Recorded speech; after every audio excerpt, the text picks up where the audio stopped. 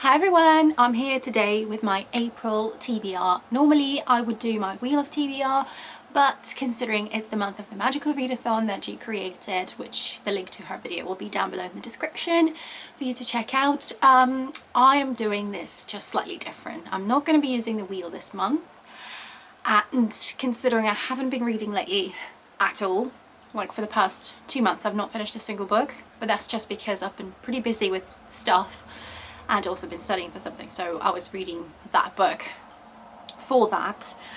So I've chosen like a career that wouldn't take me too long, hopefully, and hopefully is quite manageable and achievable for me, so I'm going to try and do my best because I love this readathon, and in the past I had so much fun participating in this readathon, so it'd be a shame if I didn't do that this year, so I'm going to try and do my best.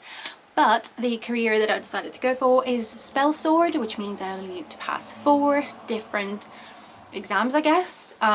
So let's get through them. So the first one that I need to pass is Animal Studies, and for that one the prompt is a quick read. For that one I'm choosing Julia and the Shark. Funnily enough, it's got something to do with animals. There's a shark in there. I think it's going to be a quick read just purely because a lot of the pages will just have illustrations, like massive illustrations. I'm going to cover that just in case, but yeah, so hopefully it is going to be a quick read plus illustrations. And I find like when you're slightly slumpy or something, books with pictures actually do help, so I have high hopes for this one. I don't really know a lot about this one. I think we've got this girl whose mum is either dying or is dead, I'm not 100% sure, and I think it's dealing with grief as well. I've heard great things about this one, so I'm hoping I'm gonna really enjoy this one. Next one is Demonology, and for that one you have to read a book with the word shadow in the title. Funnily enough, I found Shadow by Michael Morpurgo the perfect title. So, and it's another short book, and also it does have a few illustrations, and considering it's a children's book, the font is quite big as well, so that shouldn't be a problem for me to read at all.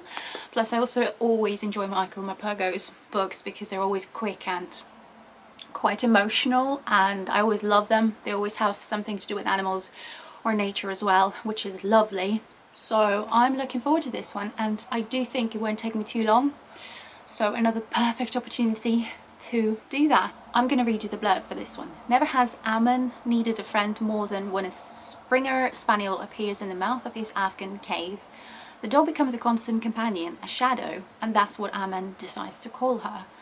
But life becomes more dangerous by the moment. Eventually Ammon and Shadow find the courage to leave, but how far can Shadow lead them? And in this terrifying new world, is anyone really safe? So hopefully I will enjoy this one. Next prompt is Restoration, and for that one you have to read a short story or an essay or a collection of short stories or essays. For that one, I don't normally read short stories. I don't even have any short story on my TBR. What I can do is pick a short story from the Sherlock Holmes collection that I've got and just reread that and count that as a prompt, because I've been meaning to reread Sherlock Holmes short stories for a long time now, because it's one of my favourite books really. The whole Sherlock Holmes series is my favourite thing. So it's been a nice opportunity to get back to it and reread it, and again, considering it's so short, it's a short story, fulfilling the prompt with that is amazing for me right now, so yay. Actually, sorry, I've got them mixed up. We've got Restoration, which would be book featuring healers, and I'm choosing Vulture for that by Bex Hogan. I am just over halfway through this one, and you've probably seen me mention this book before, and I don't know whether you count that as cheating because I've started this one and obviously I've got half a book left, but honestly the amount of time it's taking me to read this book just because I've been busy is ridiculous, so I'm counting that because I'd be amazed if I even finish this by the end of April. I'd be so amazed. So I'm counting that, and this is the 3rd book in the Isles of Storm and Sorrow series or trilogy. So yeah, I am enjoying it, but I feel like the first book was the best one, so the third one is slightly, I don't know, I'm not like the biggest fan of the third one, but I still want to finish it and I'm still enjoying it, so it'll be great. And it does feature healers at some point. It's not like a massive part of the story, but it's mentioned a few times in the story. So there we go, I'm counting that one. And yeah, next one would be spells and incantations, which is to read a short story, which is the one that I've already mentioned. Sorry for mixing them up. I don't know how I managed to do that. But anyway, these are the 4, and if I manage to read anything else, that'd be absolutely amazing. I'd love to do that, but I'm not sure how reasonable or possible that even is. So yeah, at the moment I've got these 3 books on my TBR plus a short story. I'd love to read more, like I said. We'll have to just see how it goes.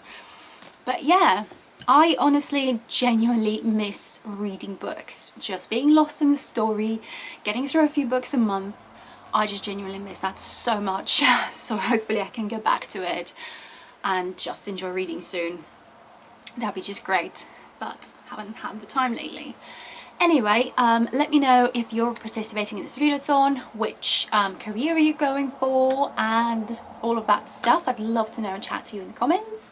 But yeah, if you enjoyed this video, please like and subscribe if you haven't already, and I will see you in the next video. Thank you for watching. Bye!